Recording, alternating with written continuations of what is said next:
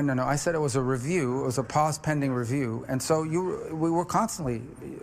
The Pentagon is constantly reviewing stockpiles, especially after an engagement, such as the one we had in the Middle East. So my point is that there wasn't a policy decision not to give weapons to Ukraine. It was a review in which certain munitions were temporarily paused for that review and for that purpose.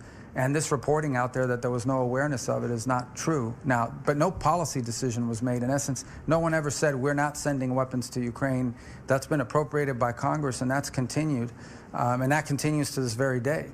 But when you're doing a review, there's some period of time in which during that review, it's possible that some shipping is slowed down, not stopped. But because it's being reviewed, someone would say, okay, well, let's not send it today. Let's wait a couple days because we're conducting the review of that particular munition.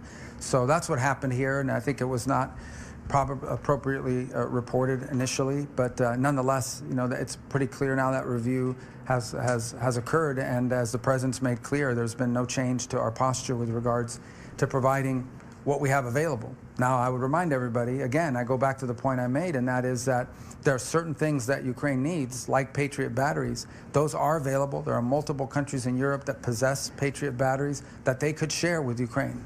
And we're actively, you know, talking to countries about doing that. Anyone specifically?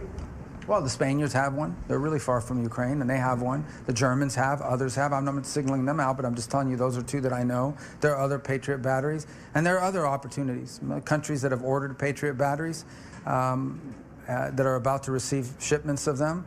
It'd be great if one of them volunteered to defer that shipment and send it to Ukraine instead. So we're looking for creative ways to provide them these defensive weapons that they would need.